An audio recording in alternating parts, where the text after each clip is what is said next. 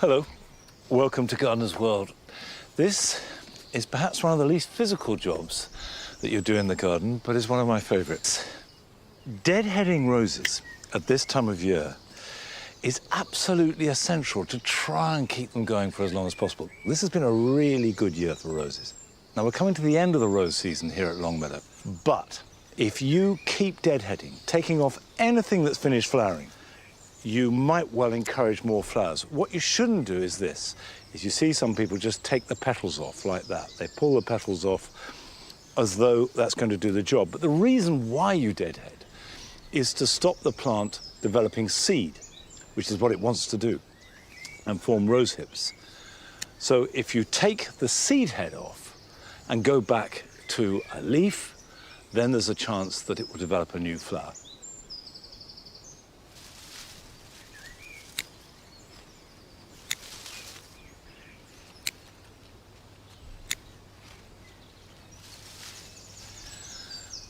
As well as extending the flowering season and tidying them up so the roses look at their best, it also gives me a daily dose of just wallowing in these lovely roses. Now, coming up on today's programme. Toby takes a tour of Stockton Bury Gardens in Herefordshire and meets the owner whose family have lived there for 5 generations. You've been working this ground for so many years. I guess you know its idiosyncrasies, when to do things and how to do things. They do say that it takes 4 lifetimes to know everything, and by the time you know everything, you're so boring nobody wants to talk to you. We visit a self-confessed fern fanatic in his garden near Swindon. I suppose one of the things that stood out most is how old ferns are. They've been around, I think it's around 350 million years on this planet. You know, they are living dinosaurs. We catch up with Sue at home and find out if her seed experiment was successful. Last time you were here, I had lots of old annual seed and I didn't know what to do with them, and lots of things have come up. And we visit a garden in Dorset, in a beautiful location overlooking Lyme Bay. The frame of this view is very important to me. When I sit there and I look out, I have all my favorite plants. Most of what is really important in this garden to me is within this vista.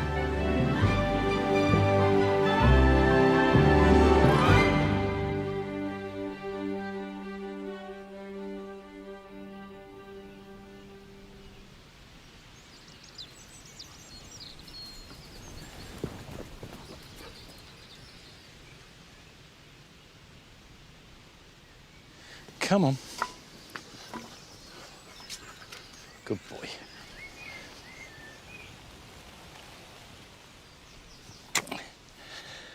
These are the grass borders. Now, the reason they're called the grass borders is because they're dominated by grasses. Now, that may seem a straightforward thing, but actually, it changes everything. On one level, there are more grasses in here than anything else, and there are lots of different types of grasses, miscanthus and stepers and carexes, and they all have a place here. And some of them grow very big and dominant, like the giant miscanthus. Some of them are quite small and subtle. But that's not all that we've got in here. We've got plenty of other plants too. We've got gingers, we've got helianthus, we've got rudbeckias, we've got nautias, all kinds of things. But the way that they grow and the selection of the varieties and the individuals is dominated by the way that the grasses grow around them. And of course, they grow pretty big by and large. So by this time of year, it's a wall of green. And there isn't a huge amount of colour yet, but I like that. More will come through because the sort of plants that can cope with the competition from these grasses tend to flower later in the year. So you get more colour in August, September and October than you do in May and June. But you get this lovely green and all the textures and the shapes of the grasses as they flow and mingle in with each other. Now you can see they're very crowded. There's hardly a square inch in these borders, but I've got a little bit in the front. And I've got a couple of grasses that will work in here. Now, this is Carex muscingumensis. Technically, it's not a grass, it's a sedge. a good way of remembering it is sedges have edges, and their stems tend to be triangular. If you feel them, they have a little edge, whereas grasses are round. And this one splays very nicely, and I thought would fill that gap. So before I untie it and let it splay, I'm just going to dig a hole.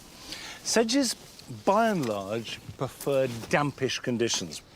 In the wild, so to speak, you'll find sedges in bogs, but they're very adaptable.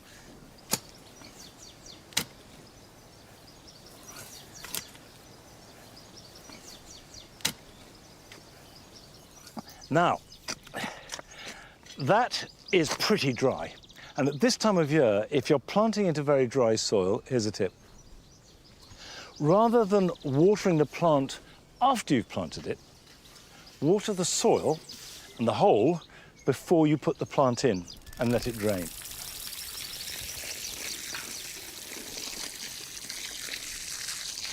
And what that means is that when the plant goes in and the roots start to go down, they will go down into moisture. They will find it, rather than if you water it after it's planted, only the top few inches will have water. And that makes all the difference in the world. Right, while that's draining, I'm going to put the other one in. This is Malinia caryolea, transparent. And the flower heads, which in all Malinias are very elegant and tall and waft, are, as the name suggests, particularly transparent. You can see through them. So for the front of the border, they will shift and move, but they won't block out the interior. That's the plan, anyway. We'll pop this in here.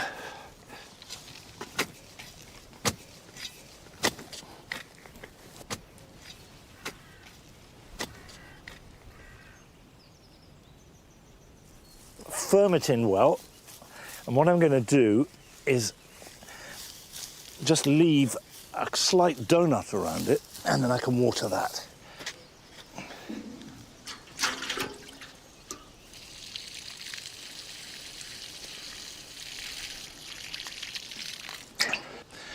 Okay, let's get the carex in.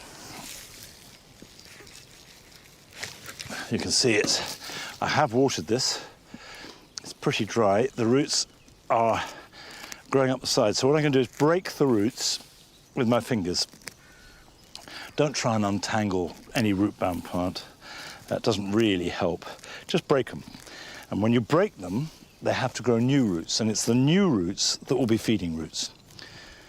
So the new roots will grow out into the soil. So let's see if we can get it in the ground. There we go.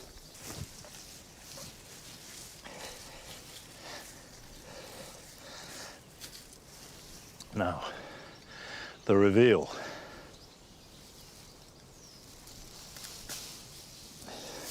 And what that will do, I want it to do, is to spill. That looks good. I'm very happy with that.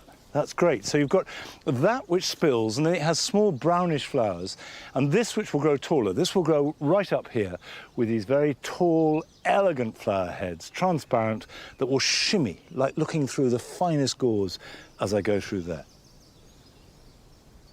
Now, last month, Toby came to this part of the world. In fact, he didn't come to see me. He came to see a wonderful garden that is just down the road from here. A tapestry of horticultural and historical delight. A place where the bones of the past mix naturally with the present. This is Stocktonbury Gardens, a 4-acre masterpiece in the middle of a working farm in Herefordshire. Now, it's been on my radar for years because it's a plant lover's paradise, but I also know that it's a garden crafted and grown from serendipity. Bricks and stones that slumber in the soil have been used to create it. So it's therefore a practical person's garden. So right up my street.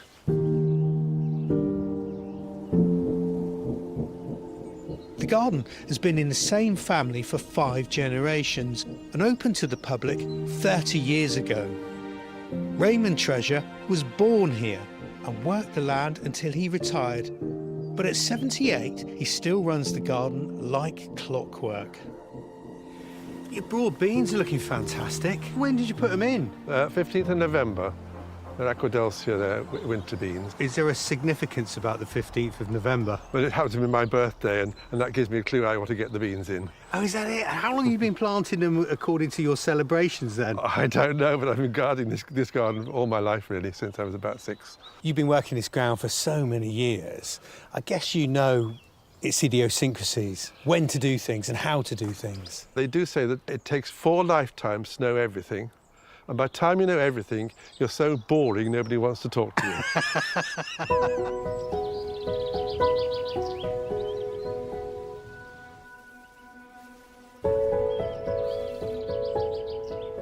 What's this, Raymond? Everybody asks this. This is cow muck Right. from the cattle yards.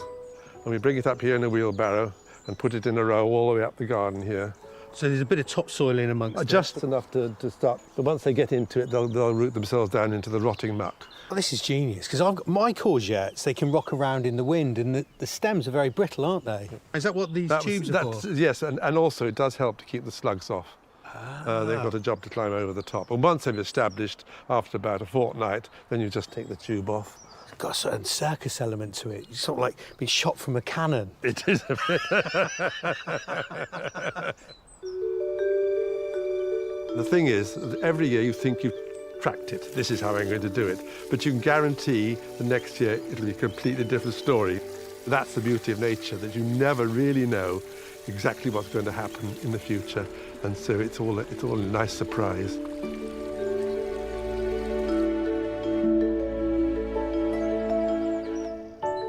Stocktonbury's signature building is this 12th century dovecote.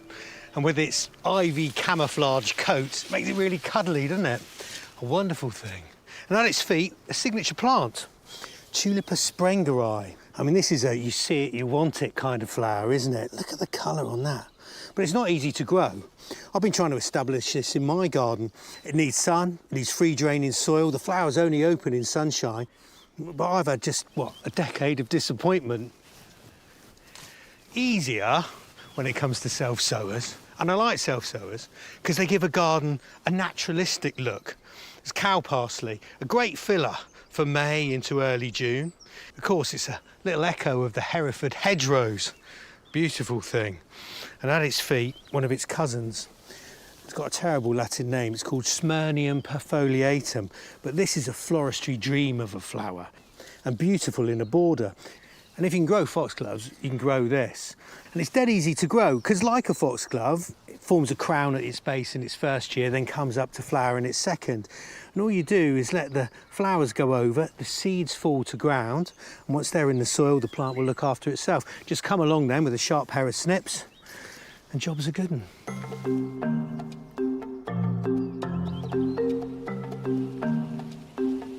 The garden embraces an ethos of waste not, want not, with materials being repurposed, recycled and mended.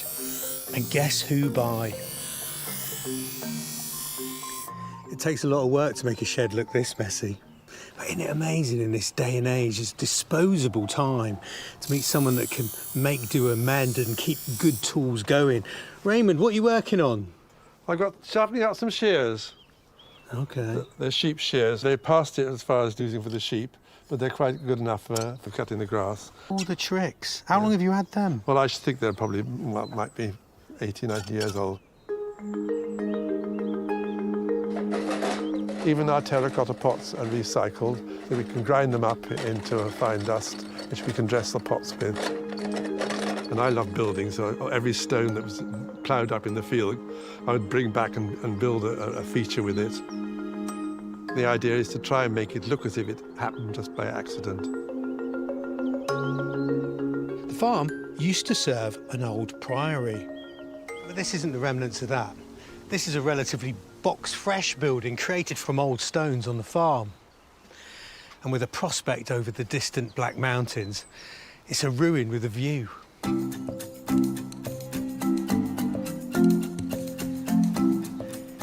This is a cannonball from the Battle of Waterloo, a family heirloom apparently. And Raymond has turned it into a lock for his gate. There is nothing he doesn't reuse.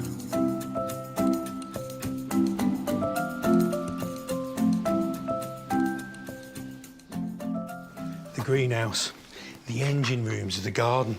Even in here, there's features created by Raymond. This is an old millstone. Oh, and look at this. Nicotiana, or tobacco. Now, this is a plant associated with Victorian greenhouses because of its practicality. In the evening, you get beautiful perfume on the flowers, but during the day, the stems on this are tacky. So it's like a living flypaper catching aphids. Peaches on the wall, you'd expect to see them, but perhaps not the utilitarian potatoes. This is definitely Raymond's greenhouse.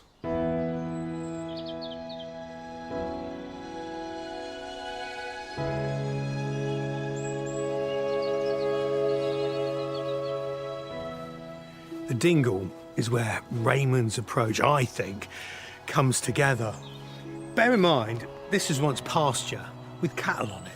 But now, with its babbling streams, outcrops of stone, you could be in a sheltered valley on a moor.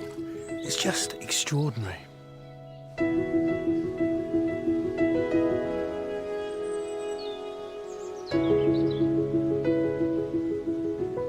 Have you always had a passion for plants? I think so. And I stole an iris from school when I was a lad, and I still got it here today, and it's still growing well and doing well. In the 70 years you've been gardening here, what have you learned from Mother Nature? That she always has the upper hand at the end of the day. But it's a game worth playing with her, and it's a wonderful, wonderful life. I feel like I've learnt from a master today. In a world that's endlessly hungry for the next best thing, Raymond, even with his 70 years of gardening, is like a breath of fresh air. He treats his tools, he treats Mother Nature, he treats the land with respect. And respect is what I have for him.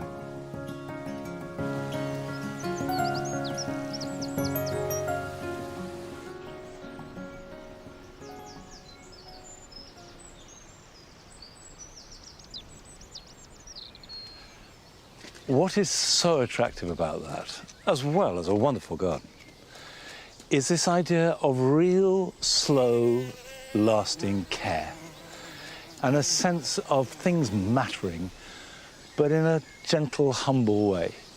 And it's really inspiring.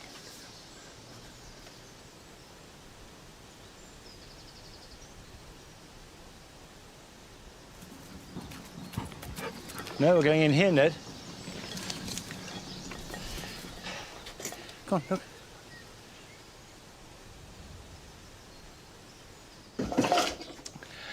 When I went to Gardener's World Live the other week, I indulged myself. I thought I'd buy myself a present, or at least actually a number of presents. Got a birthday coming up soon, so I thought I'd go with it. And what I bought was some scented leaf pelargoniums. These are plants that when you rub their leaves, they have really strong fragrance. And the beauty of it is a whole range from chocolate to roses to citrus, all kinds.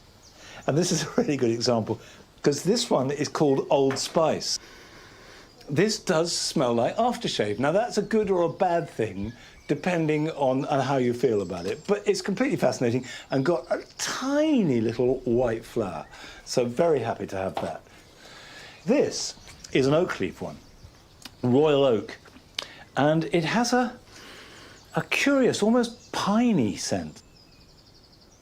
Now, this is a new variety that has been bred called Pink Capricorn. It has a curiously, it's actually quite a delicate smell. It's a cross between lemony and rose, if that makes any sense. This is Pelargonium tomentosum. Tiny little sprays of flowers. Great big felted, very soft leaves, which are strongly minty. Now, this you could cut back now and stop getting too leggy. Although personally, I rather like them sprawling. I like the way that they all have different shapes. So I'm going to keep them as they are. I'm going to pot these up into terracotta pots, partly because they look nicer, and also partly because it will suit the plants better. These are South African plants.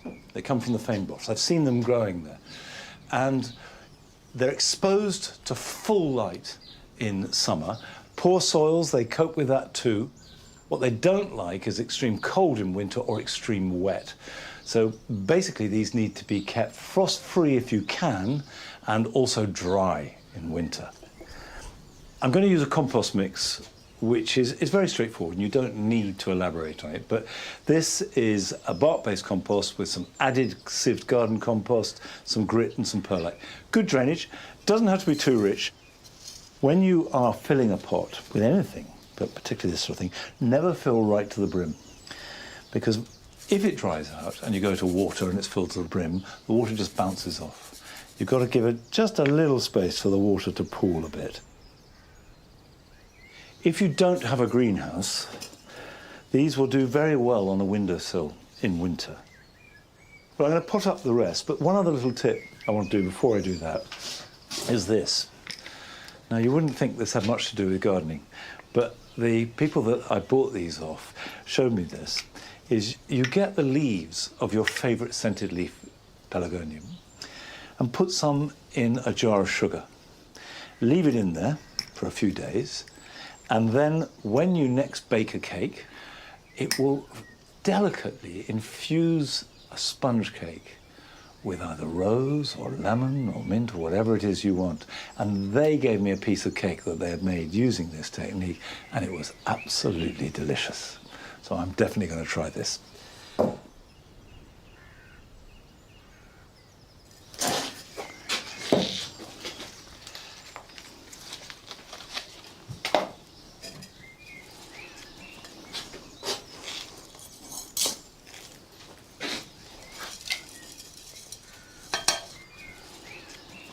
I confess that when I saw this felicifolium at Gardens Wildlife, I thought it was a fern. Very happy that it's a pelargonium, although I do love ferns. But having said that, I don't love them as much or with the same intensity as the gardener we went to visit down in Wiltshire.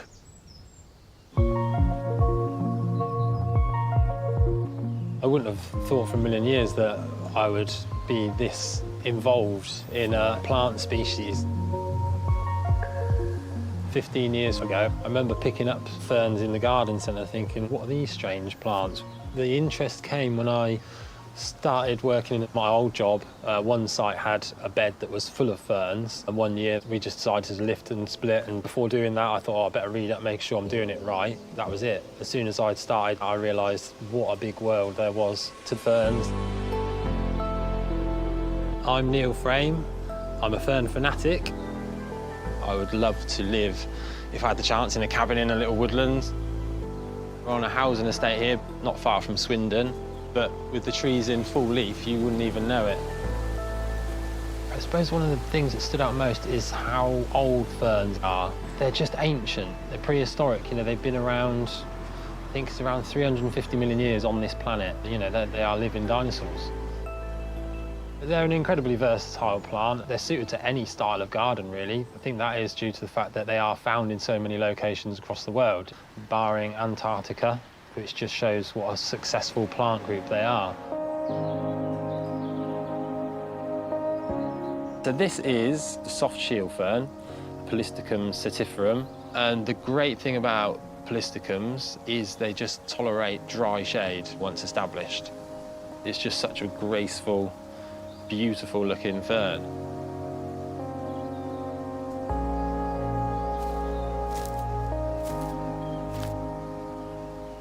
So this is Asplenium scolopendrium, commonly known as the hart's tongue fern.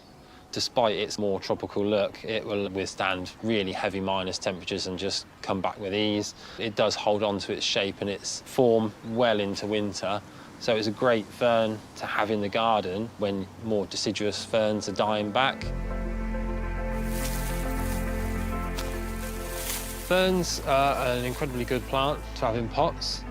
This is Blechnum spicant. Common name is the hard fern. It gets that name from the texture of the fronds. They're a lot more rigid and rough compared to a lot of ferns. This is a more acidic-loving fern. My garden is really quite alkaline, so if I was to plant this out in the ground, it wouldn't last a year. Stick this pot full of ericaceous soil, and it's happy as anything in there. So there's 37 more common species of fern in the UK, and amongst those, there are hundreds of variations, varieties and cultivars. Some people may say they all look the same. You can kind of see where they're coming from, but you really have to look closer because the devil is really in the detail. So you have the blade, which is the green part. The stipe is the stalk coming from the ground. So with the stipe and the blade, that is the frond. The differences in frond structures can be seen on these ferns here. So this one, you have the frond, and then it is divided once, also known as pinnate. This fern, you can see, is bipinnate. You have the side pinna, which is then divided into pinnules.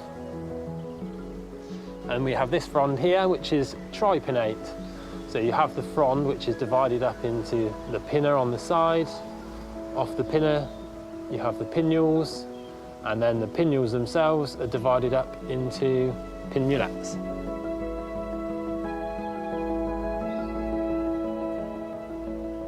I really started to go out and look for ferns in the wild when I joined the British Pteridological Society.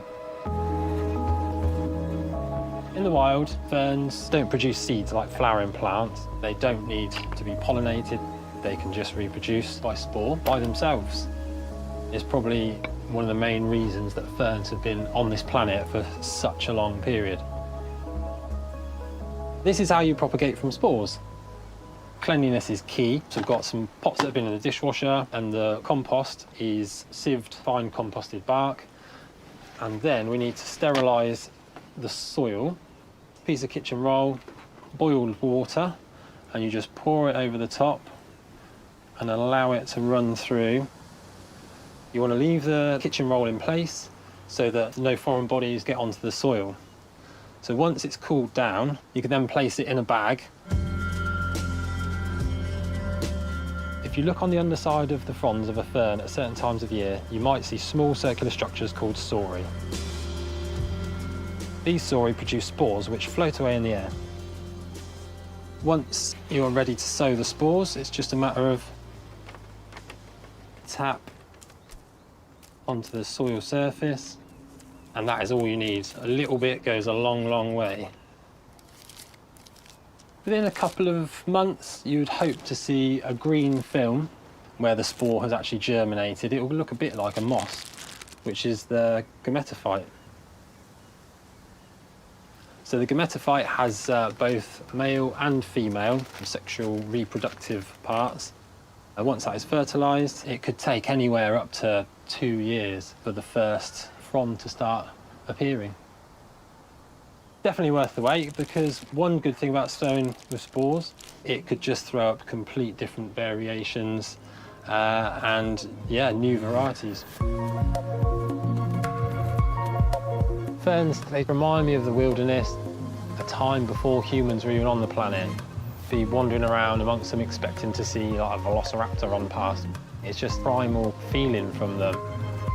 Love being around them.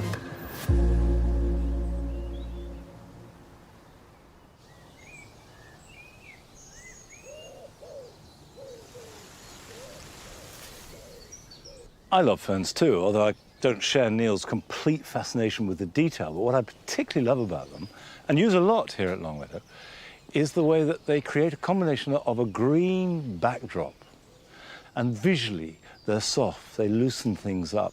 And the fact that they can do that in deep shade makes them, I think, invaluable for any garden.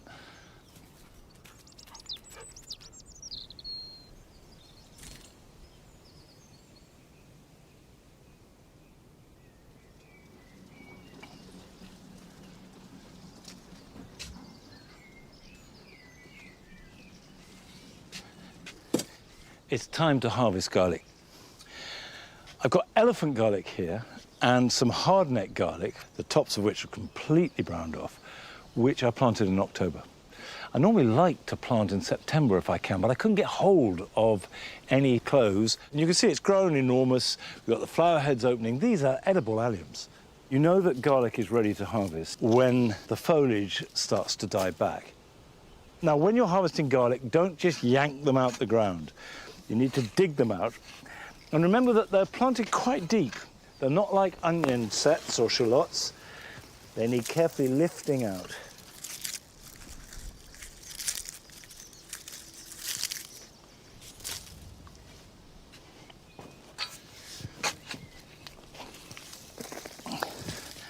Now, elephant garlic is much bigger than normal garlic, or should be. That's not particularly big. And technically, it's a member of the leek family. But in practice, you use it like garlic, but although it's bigger, it's milder. Now, these are actually quite small for elephant garlic, and that's probably because it's been so dry.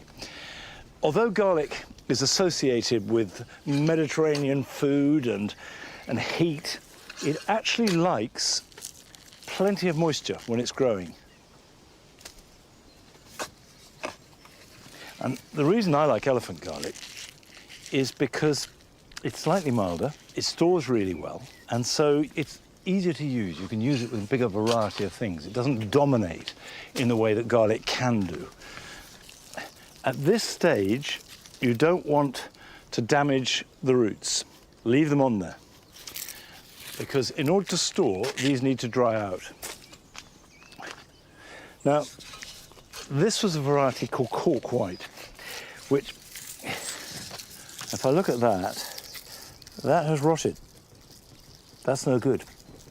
Interesting. Interesting.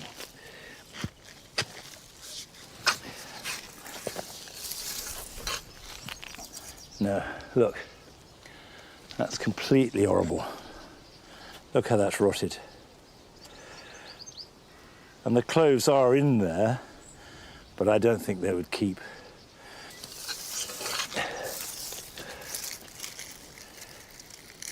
What I'm rubbing away is slimy. Yeah, no. No, no, no, no, no.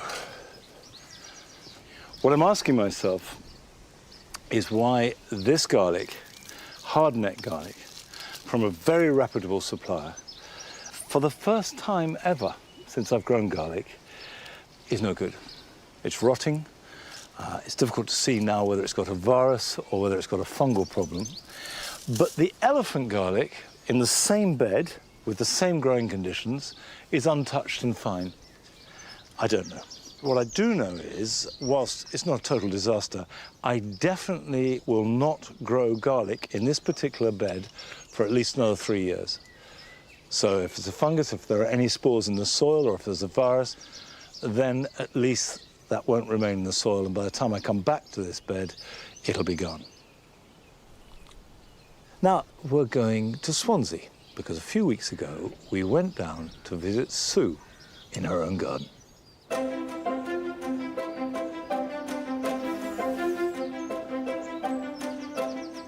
It's midsummer, and because we've had such a hot spring, everything's coming along nicely. The roses are blooming in the garden, the borders are full of flowers, and my tumbling Tom bush tomatoes, which I planted earlier this year, are looking fabulous, and I haven't had to do anything to them. They've got lots of lovely fruit on. I've also grown some cordon tomatoes, so I'm being able to have a taste test later on in the year. Over the years, I've realised that if I want my garden to look as flowery as possible for as long as possible, I've got to do a midsummer refresh. And last year I grew these. These are amaranth, but I grew them as a vegetable, and they were so beautiful. I thought they'd look great in a border. So I saved the seeds, I've grown some on, and I'm going to plant them.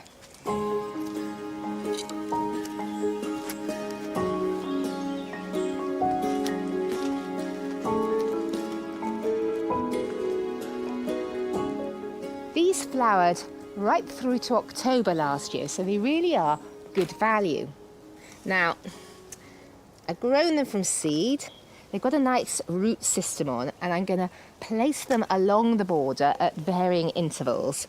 And what I hope will happen is when the hydrangeas flower above and they start to fade, their colour will complement this rich burgundy, and it's going to look wonderful. I'm going to water these in later, but for the moment I'm going to cut back the lead flower, or pinch out, but I've got to use scissors. This will make the plant bushier. I'll probably have smaller flowers, but I'll have more of them. And the plant's going to grow to quite a size, so I'm hoping as they're going to be planted all the way along here, there's going to be quite an impact.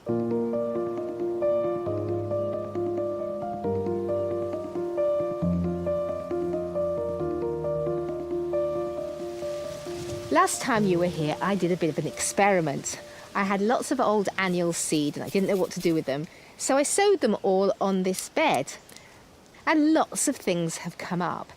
One of the packets was a 40-year-old statice plant, and I didn't really know what they were going to look like, and I knew they had sort of thistly leaves, so I left a couple of plants in hoping that that was those, but these are definitely weeds and they're going to come out. But generally, it's been quite a success. It's mainly the newer seeds that have done well. Echiums, cosmos, poppies, and down below here, I don't know how they got in there, I've even got some lettuce. Oh, out it comes. I've got this lovely green abundance at the moment, but soon it's going to be full of flowers. And there's some plants I still don't recognise, so there's still that element of excitement to come.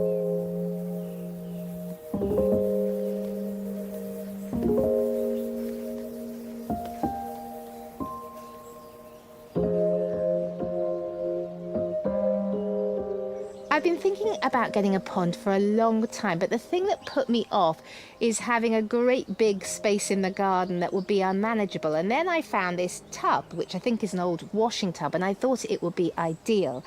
I want to get wildlife in the garden because I want more frogs to eat the slugs that eat my lettuce. But I also want it to be at the right height for me, so I've put it on a table so the animals can get out. I've made a little bridge over to the rest of the garden. I don't know about ponds, so I went to Malvern and got lots of great advice, and I've stored the plants that I bought there in this enamel bowl, which, if you were really short of space, would make a lovely pond in itself. So the first one is a bulrush. I love the structural form of this, with its long stems, and it can take up to 35 centimetres, its growing point, under the water. Now, I'm a bit nerdy, so I've got a ruler to check. Now, I'm about 25 centimetres in depth, so this is going to be fine here. I'm also going to add a variegated form of water pennywort, which I think is rather pretty. I've wanted this plant ever since I started thinking about a wildlife pond. This is Animopsis californica, and it has beautiful white flowers, and it likes to sit about 5 centimetres below the water level. My final one is hornwort, which is an oxygenator. And it's got a weight on the bottom, and literally, it's very easy. Just throw it in, sits at the bottom of the pond, and the fronds will float up. And it gives, you know, a bit of shade and a bit of cover and a bit of life at the lower level for any insects that come into the pond. And I'm going to fill this up with fresh rainwater. And I'm very excited. I've kept the plants to a minimum so I can give them my full attention. And let's see what happens.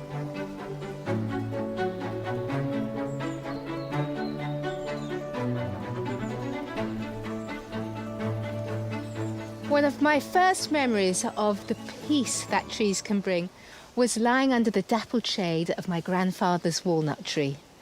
My grandfather took a walnut and grew a tree for my father. My father did the same for me, and now I want to do the same for my son, making 4 generations of walnut trees.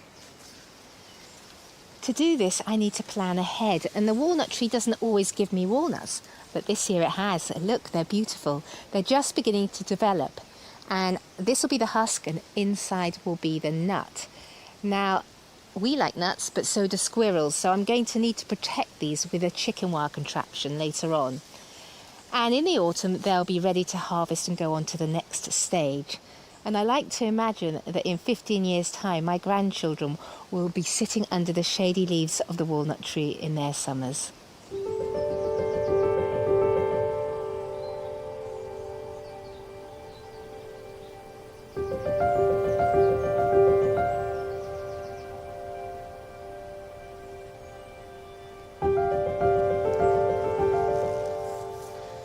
When there's rain forecast or I'm going away on a holiday, it's the time I choose to preserve my roses by drying them so that I can have them all through the winter. And I like to choose a nice open rose. This is Sweet Honey. It was a Rose of the Year in 2020, and it's a Floribunda.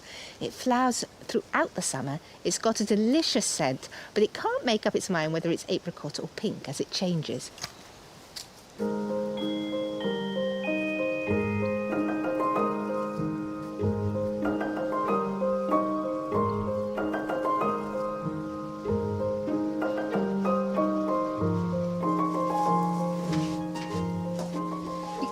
Dehydrate flowers, hung up in a dry place for a couple of weeks, but I prefer to use a dehydrator. I originally used this for food, but now I'm absolutely loving dehydrating flowers. As soon as you pick them, they need to go into the dehydrator. I put mine on for about 10 hours at 35 degrees. And here's my Blue Peter moment. I dehydrated Sweet Honey Rose last night, and look how beautiful this is. Let's compare it with this one. The dehydrated rose is smaller, it's firmer, and it's slightly changed colour, but they both still smell delicious. And so this is a great way of, in the winter when it's a bit gloomy, bringing summer back into your house.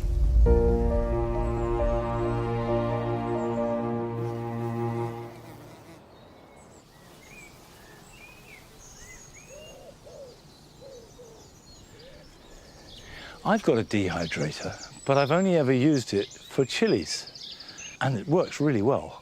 But maybe roses, maybe that's the next step.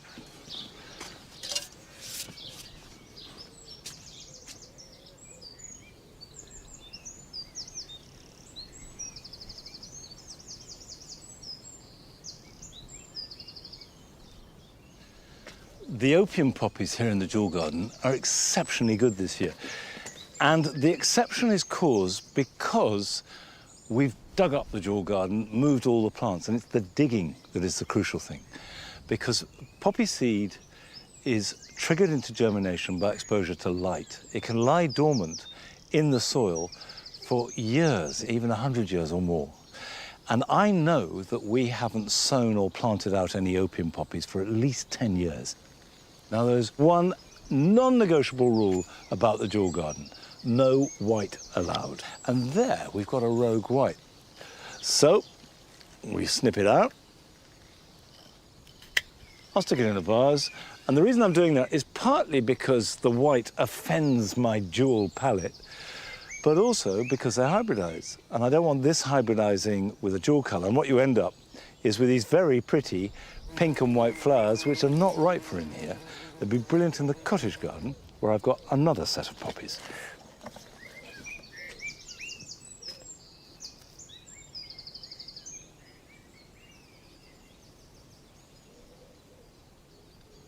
We do have a few opium poppies that are self-seeded here in the cottage garden, but much more relevantly, we have Oriental poppies. Now these, unlike the opium poppies, are not annuals, they're perennials. They flower at their best in May and just into June a little bit. And I've got two either side of the path here called Patty's Plum. Now Patty's Plum is famous for its smoky, grey, purpley colour, and it can vary hugely to a real plum purple to a muddy, almost brown sometimes. And that's its charm, because you never quite know what you're going to get. But in order to appreciate it, you need to manage the way it grows. So we have here the plant. You can see these are the flower heads. They're actually rather beautiful in their own way. But with Oriental poppies, they should be cut right back as soon as they finish flowering, and then they will regrow, and at very least, the foliage will look fresh and good. And 4 years out of 5, they will flower again in late August or September. So get right back down in there and cut at the base, like that.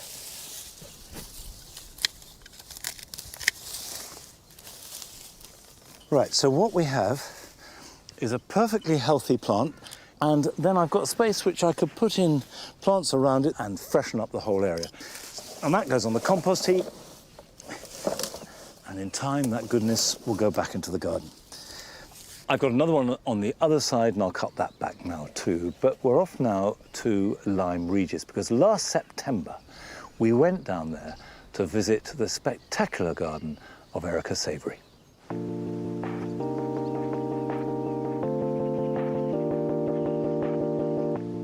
This garden really means absolutely everything to me.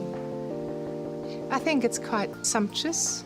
It is orientated by texture, shape and color in every way, whether it is the shrubs, whether it's the trees or the perennials. It's all about diversity. My husband and I bought the plot almost 20 years ago. There wasn't a garden. There was a small patch of grass, tufty grass, a few shrubs, and that was it. It meant to come to grips with a plot which has a lot of levels. So we needed to create an infrastructure, path, steps. I have 3 separate kinds of soil. On the east side, there's a lot of clay. The middle of the garden is more flint and sand. And the west side of the garden is full of leaf mold, and it's very easy to work on. Everything's been a learning curve. There were times when I thought, oh my goodness, what have I done? But you know, once you're in it, you just, well, it's I suppose it's my character as well.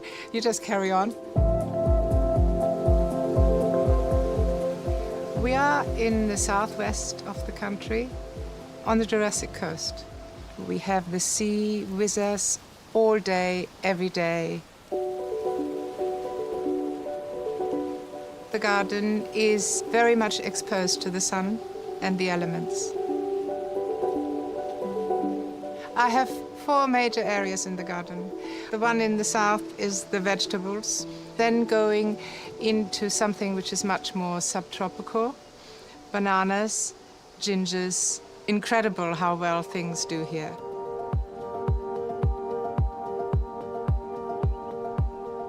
When I'm on the terrace, the view, the frame of this view is very important to me.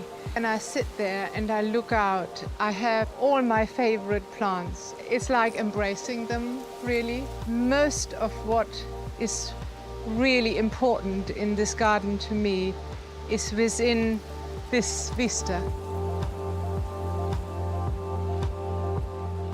This is the sun part of the garden. It's the warmest part and virtually the part where we have sun from morning to evening. And a lot of my favorite babes, the salvias. One of my old favorites is this one here, which is called Phyllis Fancy, which is just starting to come into flower. It is sort of silvery with purple. And this is an absolute hit later in the year. This one here is a leucantha, which is called purple velvet. And I do have to say, nobody can walk past this plant and not touch it. It's gorgeous, gorgeous, gorgeous. Leaf shapes are hugely diverse. Quite a few of them are actually heart-shaped, properly heart-shaped, which is really gorgeous. And, of course, the bees love them.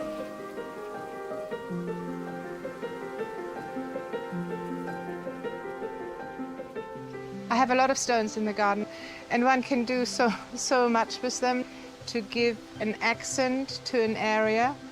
But it's also that the stones are collecting the heat. Therefore, they are very good for these plants because the heat which is collected during the day then holds on for the evening and the night. And it gives structure to the garden, and I like that.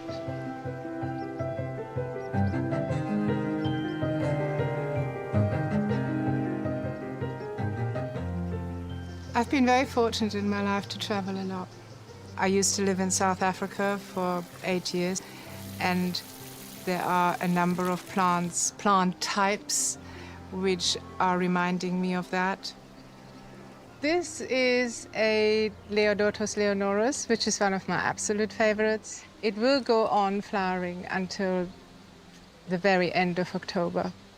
I remember it from South Africa. I think I saw it more in parks and in the wild because it's quite good at looking after itself. I've put it together with this salvia, which is Salvia oliginosa, and I started with this salvia very shy a couple of years ago, and then decided that it was an absolute perfect foil for the sea behind, and obviously to go with this orange, it's absolutely perfect. Having done a lot of traveling and not really having a home as such for many years, there are things throughout the garden which are evoking certain memories and places. And I think that's very important because I do believe that a garden needs to have a soul. And this to me is just absolute bliss. And being by the sea is, I consider, as a real gift. And it has given me so much more than I could ever have dreamt of.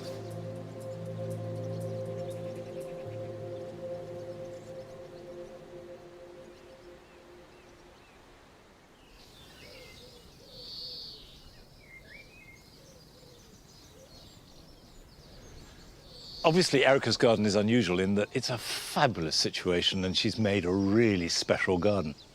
Different parts had very different soil conditions. We're used to being north and south and shade and dry and wet, but sometimes even the difference between just outside the back of your garden and down the end, you'll find the soil is very different and plants will grow very differently. And it's really important to know that and to go with it, not to fight it, rather than treating your garden as just one unit.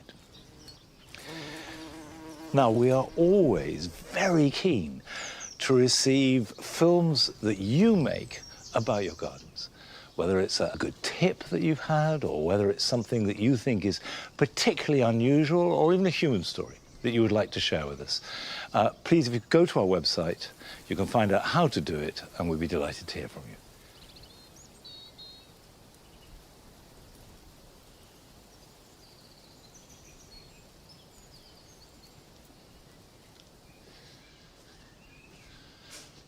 I've always wanted to grow peaches and apricots, but thought they were too difficult. But actually, both of them are not that difficult to grow. It's just getting the fruit to develop and to ripen that's hard. And there's two reasons for that. The first is that that family, those stone fruits, all flower very early.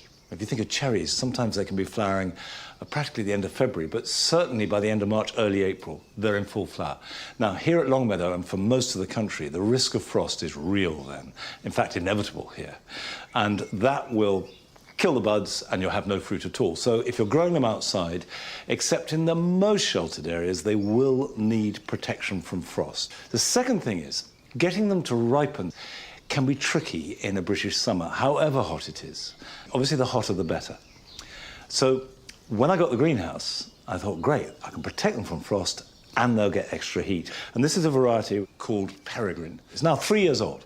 And you can see there's masses of new growth, but the new growth is covering up the fruits. So I'm going to prune back the growth that I don't want, because fundamentally I'm fan training it. Partly because we haven't got a lot of room in here, but also it's a good way of exposing as much of the fruit to sun as possible. Now, what I want to do here is remove some of these side shoots simply to reveal the fruit. If I cut back like this, you can see we're starting to see the fruit. And if I can see the fruit, the sun can see the fruit, and they're more likely to ripen. And now is the time to prune these stone fruits. Don't prune them in winter, because there is a real risk of bacterial canker and of silverleaf, both which are bad news. You really do not want those. So never prune them in winter, only in summer, and only to shape. They don't need pruning for the tree. This is simply so it fits in whatever training you want to do. And the end of June to the middle of August is perfect. Right, this here is taking a lot of energy. It wants to be the leader of the tree, so I'm going to cut this right back. So that energy can go into producing more fruit. So that comes off, and immediately that's changing the shape of it. So we go there and there, revealing this fruit here and here. And we've got side shoots coming up here. And that one come back. And I think we're almost there. I'm happy with that. And what it means above all else is that the fruit has a better chance to ripen. Now, that's the job done. Here's some for you this weekend.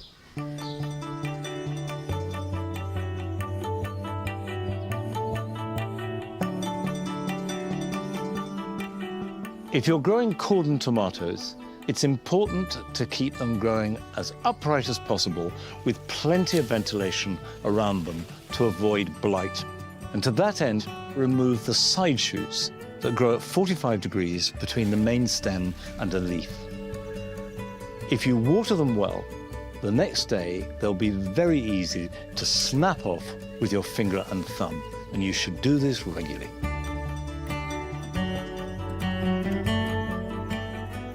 It's not too late to add some colour to your garden sown from seed. Plants like nasturtiums and calendula will germinate quickly, grow quickly, and should be flowering in about 6 weeks' time and go on flowering well into autumn. I'm sowing nasturtiums 1 seed to a plug, cover them over, soak them in a tray of water for about 20 minutes and put them somewhere warm to germinate. And then they should be ready to plant out in about a month's time. And remember, with nasturtiums, they flower much better in poor soil.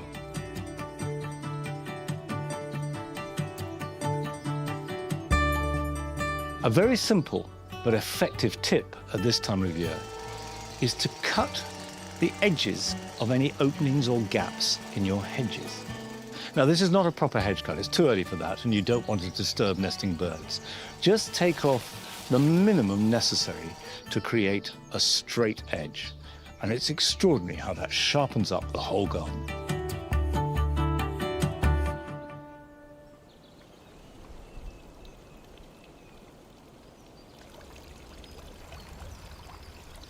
Here in the Paradise Garden, the colours are all combining to form a particular moment of richness. You have this Martagon lily, clawed shride, which is an extraordinary, it's got yellow edges to the petals and then these tiers of turt's-cap flowers that come down and this plum burgundy colour. I've got 2 different roses, English roses. There's Munstead Wood and Darcy Bustle, a deep, deep red. And we have the Sanguisaura. I love Sanguisaura, and this is Crimson Queen. It's actually going to develop the full richness of its colour over the coming weeks, but it's all part of this momentary, dark, rich tapestry that's dominating this little garden. Well, I'm afraid that's it for today.